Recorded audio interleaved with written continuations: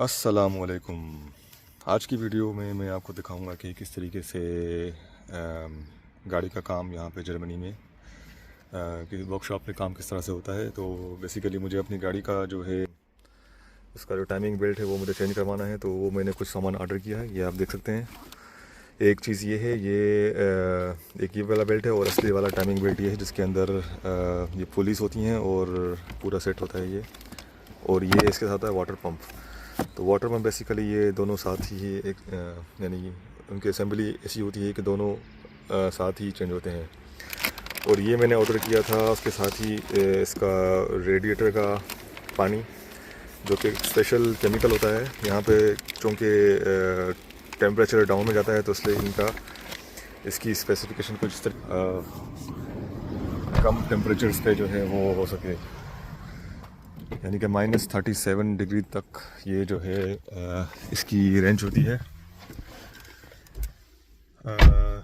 हाँ, ताकि सर्दियों वाले टाइम में आपकी रेडिएटर में जो पानी पड़ा हुआ है या जो भी, या अगर रेडिएटर का पानी या दूसरा जो पानी होता है जिससे आप अपनी विंड स्क्रीन साफ़ करते हैं, तो इनके ये नॉर्मल पानी में आप नहीं डाल सकते, क्योंकि नॉर्मल पानी डालने से फिर क्या होगा कि वो फिर ठंड में जब बर्फ़ जम जाती है, टेम्परेचर माइनस से नीचे आता है, तो वो फ्रीज़ होकर आपकी गाड़ी को नुकसान पहुंचा सकते हैं, बल्कि वो नुकसान ही पहुंचेगा।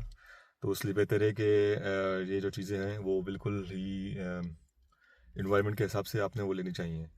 तो उसके लिए मैं एक अलग से वीडियो बनाऊंगा कि क्योंकि गाड़ी की चीज़ें ऐसी होती हैं कि आपको पता नहीं होता कि यानी कि आपको कैसे पता चलेगा कि गाड़ी की चीज़ें कौन सी चीज़ें आपकी गाड़ी के हिसाब से कंपेटेबल है। तो उसके लिए मैं एक अलग से वीडियो बनाऊंगा, लेकिन फ़िलहाल ये है कि मैं अभी फ़िलहाल जो टाइमिंग बेल्ट के लिए मुझे उसने टाइम दिया है अभी का, तो मैं उसके पास अभी जा रहा हूँ एक वर्कशॉप पे। तो वहाँ पे मैं जाके देखता हूँ कि किस तरीके से ये लोग मेरी गाड़ी का टाइमिंग बेल्ट चेंज करते हैं। तो चलिए चलते हैं वर्कशॉप पे।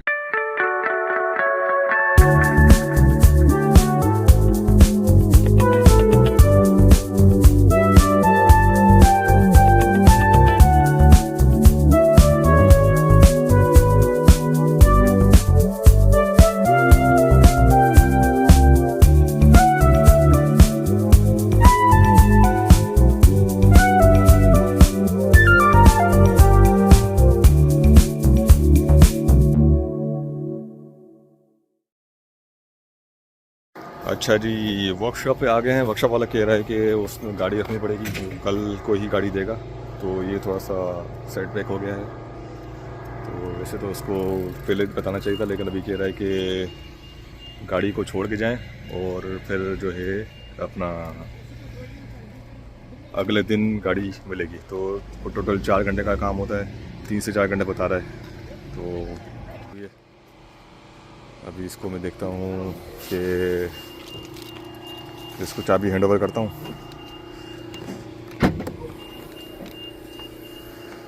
और फिर देखते हैं कि क्या होता है इसकी।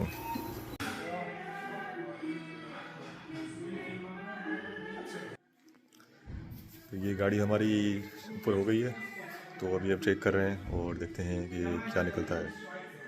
لانه هو هذا اللي محاضر اللي عمل لك ضغط الزيت قبل، ومن بعد ما رجع ركب هيدي، كيف فرق ضغط الزيت معه كتير من بعد ما ركب المنيحه. ضغط الزيت كان 10 ضغط الزيت، وكان السياره ماشي وكل شيء. لما غير وركب هيديك صار 20. अच्छा जी, ये ऑटो गाड़ी का हमारा काम हो गया है। और किस्मत की बात है, यानी मज़े की बात ये थी कि हमें जो है टाइमिंग बेल्ट चेंज नहीं करना पड़ा, क्योंकि उन्होंने कहा कि टाइमिंग बेल्ट ऑलरेडी चेंज हो चुका है और इसको चेंज करने की ज़रूरत नहीं है। तो काफ़ी, यानी कि एक तरह से 1 साल के लिए मेरे ये ख़तरे की बला टल गई, वरना नॉर्मली मुझे तकरीबन 500-600 का कोई एस्टीमेट था सामान समेत। सामान तो वैसे मैंने ख़ुद ही मंगा लिया था। तो अभी गाड़ी स्टार्ट करता हूँ और मैं यहाँ से निकलने की करता हूँ। तो जी, ये था, मैं गाड़ी चलाऊँ। अच्छा जी, तो ये था कि अपना क्या कहते हैं, अगर मैं यहाँ से गाड़ी में करवाता गाड़ी, पहली बात तो ये है कि बेल्ट चेंज ना करने की वजह ये थी कि तो उसने जब खोल के देखा गाड़ी को, उसने हाइड्रोलिक लिफ्टर के ऊपर चढ़ा के जब उसने देखा कि बेल्ट की कंडीशन क्या है, तो बेल्ट बिल्कुल यानी कि एक तरह से साफ़ सुथरा था, स्टेबल था और कंडीशन भी अच्छी थी। और जो है उसने कहा कि बस ये ऑलरेडी उस पर जो मार्किंग लगी हुई थी, तो मार्किंग से अंदाज़ा होता है कि ये गाड़ी का एक दफ़ा ये चेंज हो चुका है। तो इसका मतलब ये है कि अगर गाड़ी मेरे पास, मैंने 5 साल चली हुई गाड़ी ली थी, तो 5 साल के बाद जब मैंने गाड़ी चलाई, उसके बाद 5 साल मैंने और गाड़ी चलाई, तो इन्होंने अगर 5 साल पहले मुझे गाड़ी का टायर चेंज करके दिया था, तो कम से कम मुझे अभी 1 या 2 साल मेरे पास अभी हैं। तो मैं अभी चलाऊंगा 1 या 2 साल इसको, गाड़ी को चलाऊंगा। अगर तो मैं गाड़ी को मुझे रखना है तो मैं 1-2 साल तक चलाऊंगा। और जो है अपना और वैसे भी मेरे पास किलोमीटर गाड़ी के अभी हैं, कोई 15,000 किलोमीटर मेरे गाड़ी के अभी पड़े हुए हैं। तो वो मैं या तो वो चलाऊं या तो मैं फिर उससे पहले ही गाड़ी आगे किसी को बेच दूँ। तो मेरी कोशिश यही है कि मैं गाड़ी को अभी जो है इसकी मैं लिस्ट में लगाता हूँ अपनी कुछ ऐप्स के ऊपर, और वहाँ पे मैं कोशिश करूँगा कि गाड़ी को मैं बेच दूँ। अच्छा, मैं अभी मैं वापस घर की तरफ जा रहा हूँ, और एक तरह से उसके अगर मैं कॉस्ट की बात करूँ तो कॉस्ट जो थी कम से कम जो है कॉस्ट मुझे लगनी थी, सामान की कॉस्ट थी कोई तकरीबन 150 यूरो, और उसके लगाने के वो मुझसे ले रहा था 300 यूरो। तो यहाँ पर जो है ना मजदूरी के पैसे बहुत ज़्यादा होते हैं, जबकि सामान की कीमत ज़्यादा नहीं होती। तो अभी मैं फ़िलहाल उसको $20 यूरो दे के आया हूँ, और क्योंकि उसने वो सारा खोला फिर बंद किया, तो अच्छा नहीं लगता कि उसको पैसे ना दूँ। लेकिन अच्छा, मज़े की बात ये जो ना, मैं किसी जर्मन के पास नहीं गया था, किसी प्रोफेशनल वर्कशॉप के पास नहीं गया था। प्रोफेशनल ये भी था, लेकिन ये था अरबी और ये तुर्की जो होते हैं ना, इनके पास में गया था। तो इनके पास एक अच्छा अगर आपकी इनसे अच्छी तरह बना के रखें तो ये आप इनसे आप सस्ते में काम करवा सकते हैं।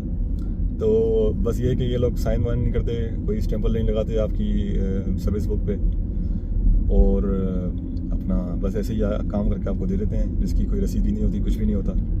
उससे टैक्स वगैरह का मेरे ख्याल में ये यानी कि जाहिर सी बात है, जब कोई डॉक्यूमेंटेड चीज़ है ही नहीं तो कैसे आप उसका टैक्स देंगे।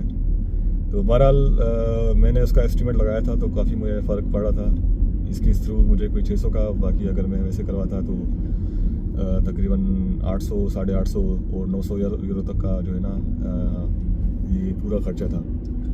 लेकिन मैंने क्या किया, मैंने ऑनलाइन सामान ऑर्डर कर दिया, क्योंकि ये लोग अरबी लोग भी थोड़ी चालाकी करते हैं। ये लोग सामान फिर जब आप इनसे सामान मंगवाते हो तो ये लोग सामान को जो है अपना डबल और ट्रिपल दामों में बेचते हैं सामान। तो अब मुझे जैसे कह रहा था कि 250 का सामान आएगा, हालांकि सामान मेरा तकरीबन 125 का सामान मेरा आ गया। तो कोई 125-130 यूरो का मेरा टोटल सामान आया, और वो सामान जो है मैंने ऑनलाइन ऑर्डर किया। उसकी मैं एक अलग से एक वीडियो बनाऊंगा, उसमें आपको दिखाऊंगा कि किस तरीके से गाड़ी के यानी कि गाड़ी के हिसाब से जो गाड़ी के कंपैटिबल कंपोनेंट्स हैं वो आप किस तरीके से ऑर्डर करें, ताकि आपको बाद में परेशानी ना हो। तो जी, तो ये था आज की वीडियो का हाल अहवाल। यहाँ पे गाड़ियों के काम, अगर गाड़ियों की खर्चों से आपको बचना है, गाड़ी जो है यहाँ पे बहुत खर्चा निकालती है। कम से कम अगर आप 2 साल का हिसाब लगाएं तो हर 2 साल में आपने ऑयल चेंज करवाना है उसका, और छोटे मोटे मसले जो हैं वो करवाने हैं। तो काफ़ी यानी कि गाड़ी के काफ़ी खर्चे होते हैं। तो अगर आप वो चीज़ें खुद से काम नहीं करेंगे, अब लास्ट टाइम मैंने गाड़ी की जो है वो स्पार्क फ्लक्स होती हैं, वो मैंने गाड़ी की खुद ही चेंज की।